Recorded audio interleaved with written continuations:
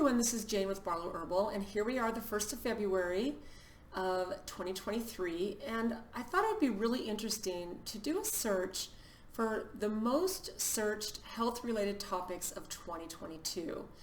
And the thing is I talk to a lot of people, and I am in contact with a lot of people who are searching for health-related things. So I wanted to see what is the general consensus, and do the things that I hear from people that I talk to on the phone, people that I communicate with via email, people that I also talk to in my circle here, and the people that I meet physically. Are there any of these things that I have in my radar that are similar to people across a broad range? So I looked up 2022's most researched health-related topics, and a couple of things surprised me, but for the most part, no. Now, the number one search thing, which this actually is awesome, and it made me really super happy because this showed up on several different lists, is people were searching for workouts. And I think that is a beautiful thing, because I think that we've realized that our health is our responsibility, and we've been hearing since the dawn of time that exercise should be a part of your daily routine. If anything, a part of your lifestyle in a really consistent way. Even if it's just walking or doing whatever it is that you can that's some type of movement.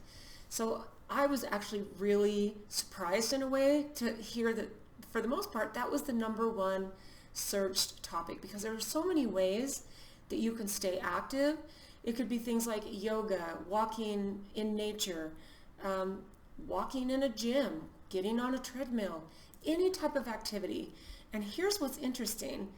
So workouts were the most searched health-related topic, but specifically lat pull-downs to strengthen the back. So if you are familiar with being in a gym and a machine called a lat pull-down, it basically has a bar with a stack of weights that you typically put a pin in, so you could choose the weight that's best for you to challenge you safely, whatever.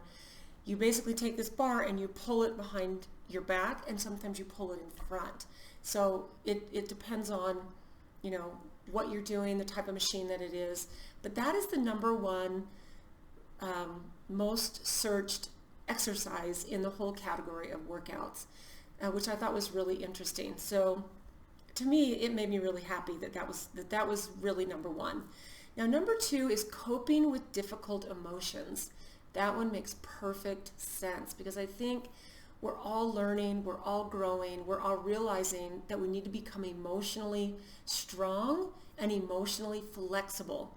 If someone does something or says something that gets under our skin, it really is to our benefit to become emotionally stable and to be flexible and realize that it's not all about us, the things that are happening in the world or in our lives or our jobs or with our families, that we get to flex that emotional muscle. So people were searching how to deal and cope with difficult emotions, which I think that is really, really beautiful, because there's also a lot of things and resources that you can find, like meditation, again, walking in nature, and also really becoming a listener rather than someone who just reacts all of it, just so fast.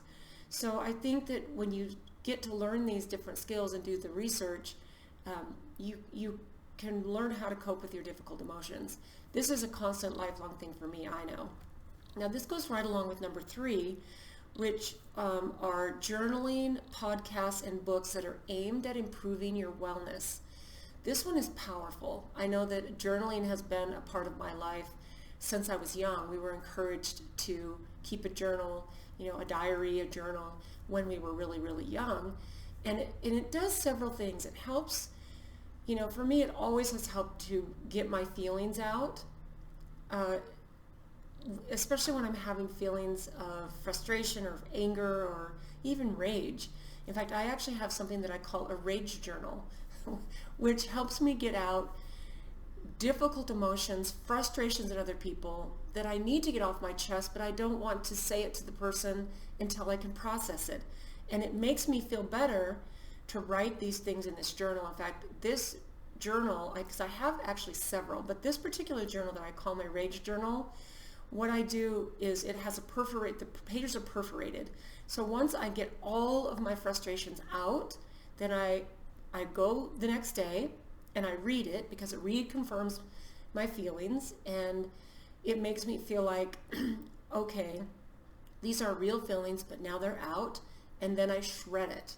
And it's not something I keep, it's not something I go back and I look at, and it's not something I share with anyone, because the whole point of this is to get these emotions and frustrations out onto paper so that I can release them. And you'd be surprised at how well something like this works. In fact, I would really highly suggest that if you've never experienced what it feels like to get everything out on paper, especially where you're handwriting it. You can also write it on a computer, I'm sure, and then simply delete it. But I have found it very powerful to sit in a quiet place, or even a place maybe where there's chaos going on, if that's the only option I have, and get all of these frustrations and difficult emotions out on paper. So helpful. And the cool thing about podcasts and different videos that you can watch is that we have so much access to beautiful information that can help us improve in our wellness. And that is such a gift with modern technology. Now, number 4 here, this one doesn't surprise me at all. How do I lower my blood pressure, right? Now, I know things like stop smoking, exercise every day, limit your alcohol, and then the foods that we eat, keeping your cholesterol in good levels is always a good idea to help keep your blood pressure low. Now, my favorite one is to manage your stress. And I have found that for me, exercise is one of the best ways that it starts my day off perfectly. I don't skip a day. It's really, really rare. And typically I skip exercise when I might be traveling, and I might not be able to get it in. And I do try to walk as much as I can if I'm traveling. So to me, those are the things that are really important. And we do have a really beautiful blood pressure support product that has some beautiful herbs in it. It's in a tincture form. We actually call it BP support. So you might want to check that out as you're working and putting the lifestyle factors in that are going to keep your blood pressure at a good place. And now number 5 is supplements for pregnant women. Not really surprising, because I think that's such an important thing for women as we're, when we get pregnant and we're growing a new life inside of us. I always took a really good multivitamin and some other supplements that were suggested by my dad. I did vitamin C and vitamin D every day when I was pregnant with both my boys, and that was a long time ago. My boys are 40 and 41 now, so even way back then, the addition of things like vitamin C and vitamin D are super, super important, not just for pregnant women, but for all people who are walking on this planet, especially in the winter.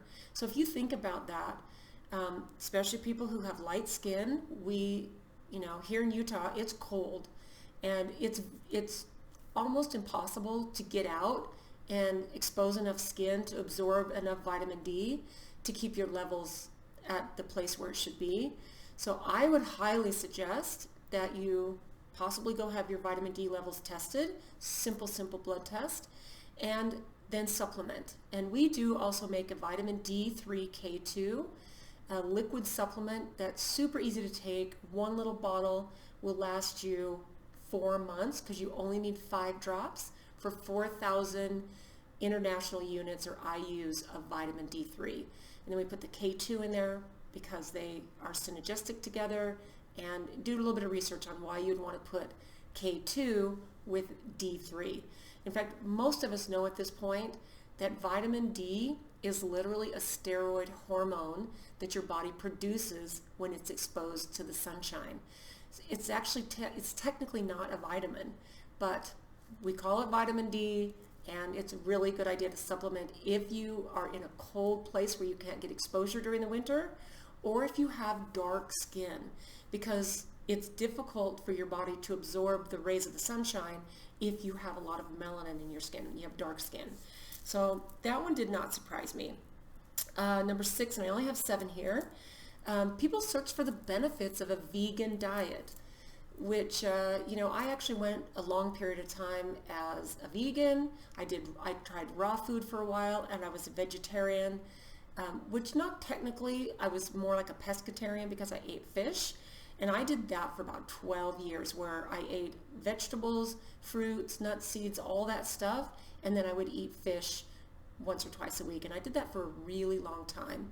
And then about probably 10 years ago, my body started craving a little bit of red meat. And so we have a local place here where we source the grass-fed beef that we get. And to me, the sourcing is the most important thing. Not only is the beef good quality, but the animals are raised in a good environment, they're taken care of, and their bodies are not filled with stress because of the life that a lot of animals that are raised for us to eat are. So I'm also not surprised at people searching for the benefits of a vegan diet.